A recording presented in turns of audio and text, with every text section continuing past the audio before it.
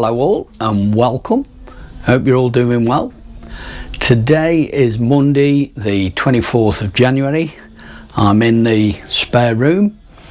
I'm going to show you with regards to my grow lights, show you me exhibition onions, the big onions, show you how they're doing.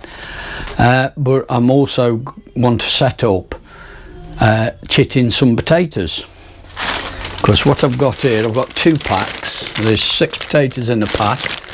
I got these from it's like well, those of you that in the UK, you'll know Home and Bargain. Well, I got these from that store. Those of you that don't know, Home and Bargain is a sort of, it's a discount store that sells foodstuffs, sells shampoos and deodorants and bits of makeup, birthday cards, little bits of all sorts of household bits and bobs, bleach and washing up liquid and all that sort of thing. And from time to time they have a bit of they're starting now to get some garden things in, and one of them being some potatoes. They've got onions as well, and I thought, you know, we'll get these. I mean, there's 6 in here, only 99p for a pack. Okay, yes, I know they're probably not going to be absolutely fantastic potatoes. I don't know. I mean, they will have to be a certain standard, I'm sure of that, for them to be sold. So, but what I'm going to do is I'm going to set these up to chit. So I'm going to show you that. I'm also going to show you with regards me exhibition onions, show you how they're set up and where they are, and also give you a quick look at the onions and leeks that I'd sown earlier in the month. So without further ado, I'll spin you round and we'll get and crack on, and I'll show you what's what. As I was saying about these potatoes, I was saying about they've got to be of a decent standard. I'll try and hold it something like steady, but you can see what they call the plant passport information with regards to these particular potatoes. Origin Scotland, obviously the name Charlotte, size, the grading, packaging, or when they were packed, weight when packed. So, you know, although I only paid 99p, yes, didn't really expect them to be absolutely marvellous, but they have got a legal standard that they've got to be to, and basically this information here proves that. So I'll get and show you now what I'm doing with regards to chitting them. There we go, that's what I'm saying about with chitting. What you've got is, see those little shoots, sprouts, call them what you like. The idea is to stand them upright. This is where an egg box is perfect for the job. I let the light get to them, and these will start to actually grow, get some leaf on them possibly, and I will leave these like this for well, it could be 2, 3, 4 weeks. We'll see how they go. As you can see with sizing, there's a bit of a mixed bag of sizing. I shall look at doing 4 pots with 3 of these in each pot. But yes, so I've got them. They're on this here is the base of my heated propagator, which is on, but I'm going to move these off this. I'll put them onto the one next door, but I'm just doing something with that in a minute. In there is, let's have a look if there's any. No, they're not, but my sweet peppers that were sown 12th of January, they haven't started to come up yet. I'm not too bothered about that. Next, these are the big show onions. Now, I don't know, these were all sown in a 4-inch pot just scattered, and once they started to come up, they were then potted on. And even though I say it myself, I think they're looking pretty good. I've made my own supports out of a bit of wire. I don't know if there's any roots starting to come through. No, there isn't. The only thing that I am I'm wondering about is if I spin you over, let me just try and, that's what my grow lights are. They are T5 strip lights. Now they do get warm, and as can be seen there, the tops of these onions look like they've been touching them or are touching them. Don't know whether that's going to have any detrimental effect. I don't know. They seem to be growing away okay. The seed was sown the 17th of November last year, and I might put a bit of feed on them, but what I'm thinking of doing is possibly something, I'm a little unsure what. I have got some seaweed extract, a sort of general purpose plant food, and I'll probably put that, I think I might make a mix of that up and then dilute it even more, and just put a bit on the tops, just on the tops of these, because they're being watered with, this is capillary matting and then a water tank, and this just folds over this platform, so I keep that topped up and it waters everything really well. Right, next thing I'm going to show you is the onions and leeks. Right, so what you're looking at there are the grow lights next door to the large onions.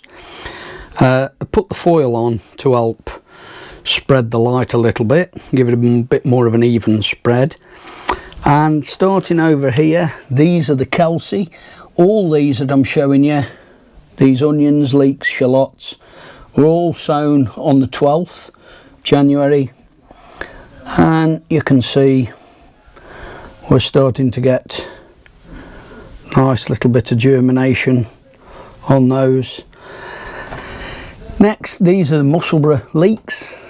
These came up in no time at all, to be honest. These really did, they were really raring to go.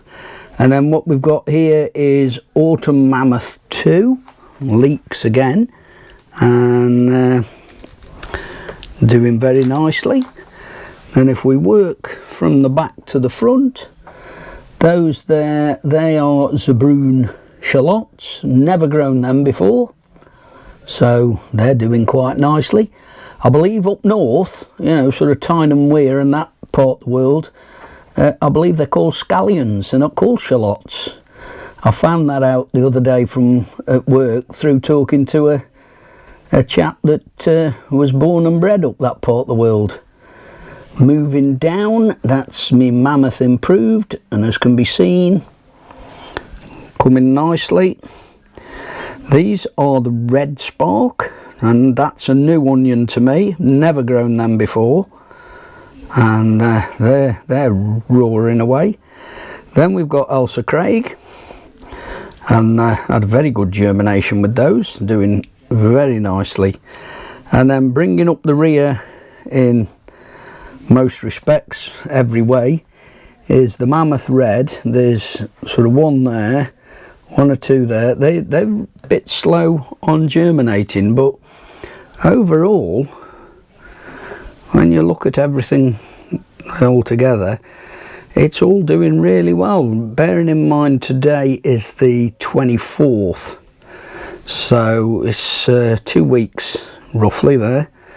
But I'm really pleased and a little relieved, because onions from seed have always been my Achilles heel, and I'm not going to say I've smashed it, but what I am going to say is things are looking good. Right, that you're looking at there is microgreens. Basically it's young shoots in this case this is calabrese or broccoli, and this is China rose radish. I'll pull you back. I had, as you can see, there's 6 punnets there, all the same, and they all had different ones in them. There was mustard, and there was the broccoli. Then I've repurposing these. I'll tell you what's in these as we go along. But yeah, you just get a pinch like that, cut that off, and at the moment I'm using it in my sandwiches for work. This one, what I've done here is I've put a bit of kitchen kitchen towel on the bottom and a little bit of compost, and then in there is mustard, broccoli and rocket seed in there. This is sunflower, and again just cut a bit off, straight on sandwiches. You can use them in soups, you could use them in salads and so on. I did have one of these, did have pea sprouts, and so I'm doing pea sprouts again. These two I've just done these. That's some more sunflower, and that, as I say, is some pea sprouts, so I've just done them. And I'm a big advocate of microgreens. The goodness that is in these, if you do a bit of a search on the internet and find out the information, the nutrients and minerals, vitamins, such like that are in these, they're packed, absolutely packed with goodness. And yeah, I'll put them on sandwiches, and especially this time of year. And yeah, I love it, absolutely love them. So what we've got, as I say, China rose radish, some broccoli or calabrese in there. I've got a mixture of mustard, rocket and calabrese. This is sunflower, and then peas. Redoing these again. These have got the kitchen roll, and because there's little holes. I don't know whether you can see it on there. See, there's holes in there, so I've put, so the compost doesn't fall out, I put the kitchen roll in there. But yeah, that's some more microgreens to keep me going. I just showed you in that clip back there with regards microgreens. I'm going to spin you around and just show you what I'm doing with regards my pack up, my sandwich, whatever you want to call, for work. Show you me using these microgreens. Well, there we are. I've decided to do a wrap today for work, for a sandwich.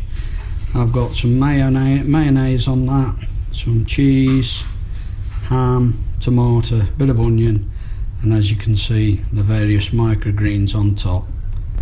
It's almost looks too good to eat. Well, I've been round here on the plot. It's a good hour, easy. And this that I've just dug over here, this is where I grew the beans last year, and I'm going to put the beans in here again this year. I've dug it over, and I've just, although you can't see it, but I've put some spent compost over the top.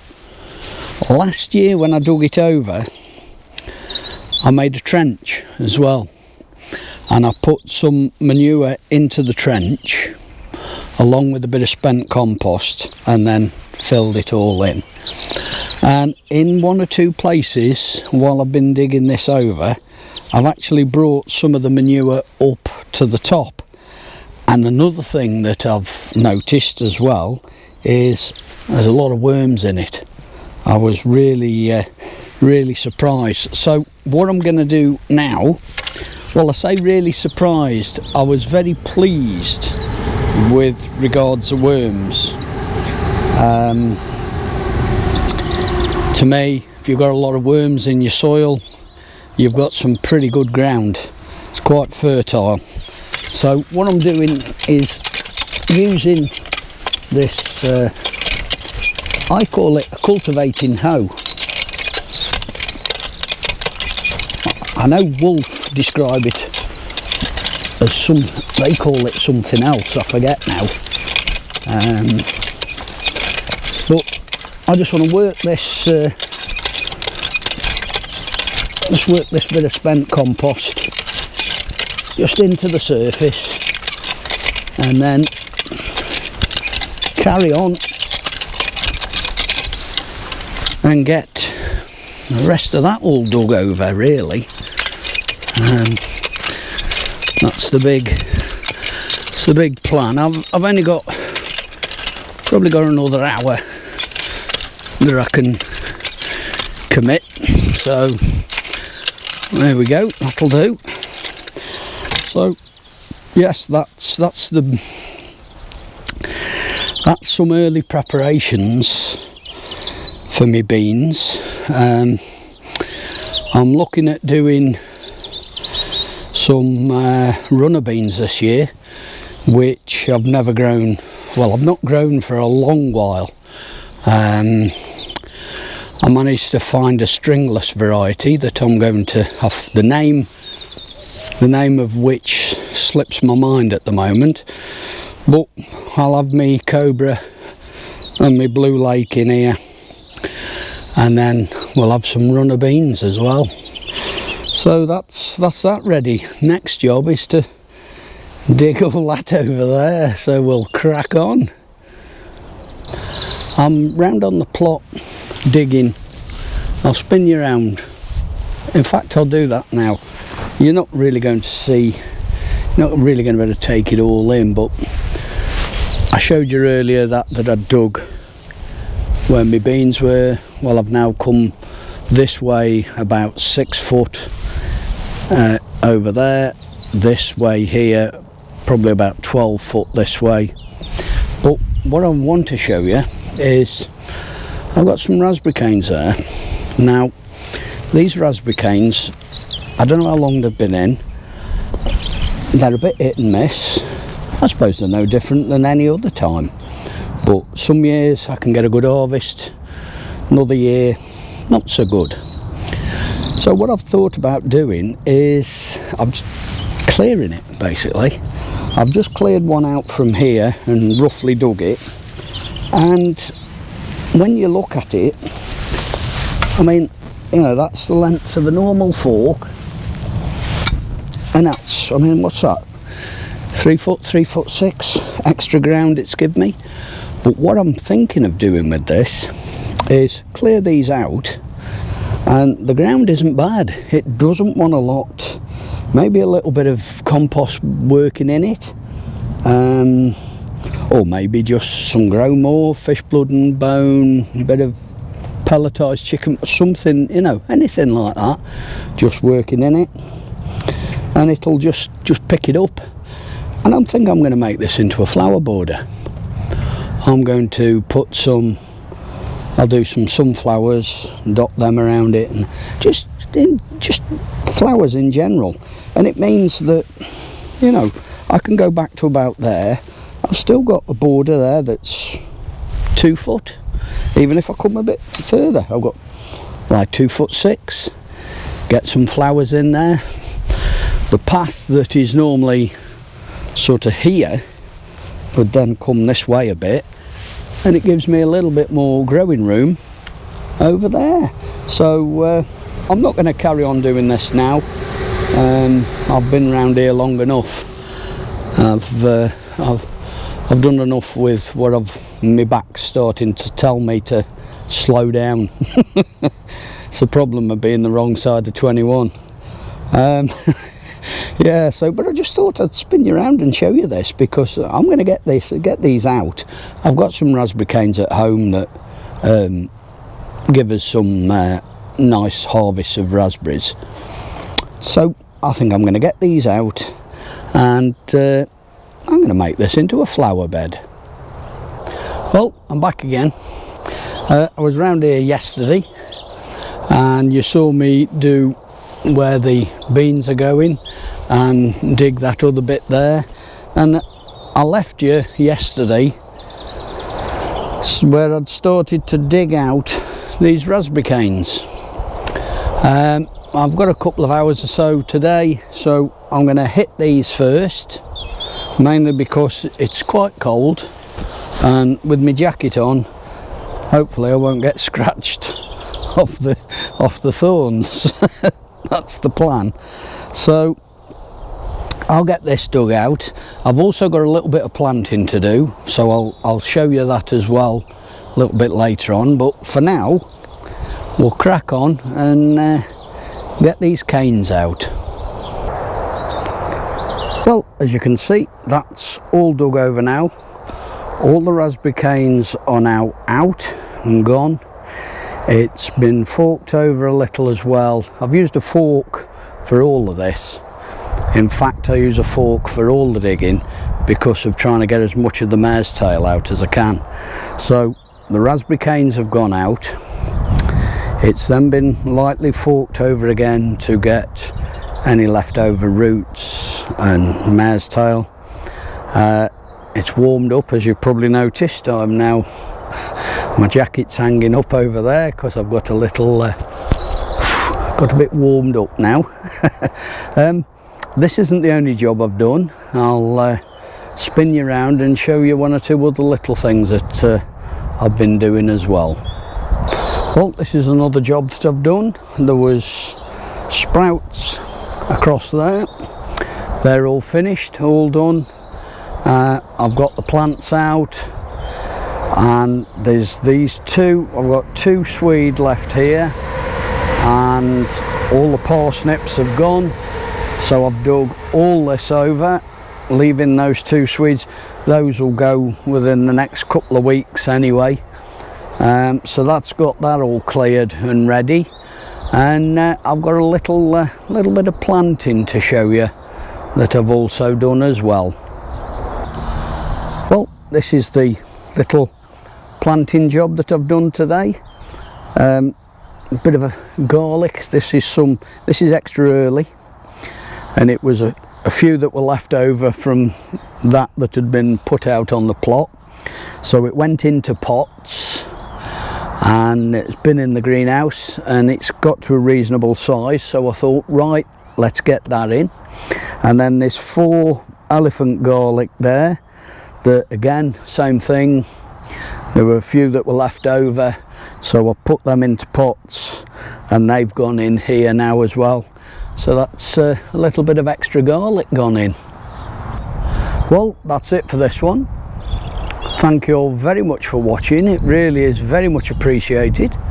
I'm absolutely chuffed to bits that those onions have come up. It's again, you know, last year I did some onions from seed and was successful with them, but it's, you know, whenever we put any seed in, there's always that possibility, isn't there? You know, we always probably that little bit apprehensive of won't, what are we going to get overrun with them? Are we going to get just 1 or 2?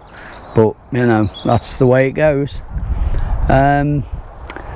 Getting that cleared out with the raspberry canes, I'm really pleased with that. I'm glad I've got that done, and I've got various seed at home with regards flower seed that I can get and get some plants together to go in there. So that's I'm quite looking forward to getting that done. I've got a bit of a flower border there that I've had for the last couple of years that needs clearing and digging over, but I've got the big job down there to do as well, so I'll probably get on with that. So I'll leave you to it, and as I say, thank you all very much for watching. It really is very much appreciated. I'd also like to thank all my new subscribers. That's really good of you. Again, thank you very, very much. So be good, look after yourselves, look after each other, and I'll see you in the next one. Ta-ra a bit.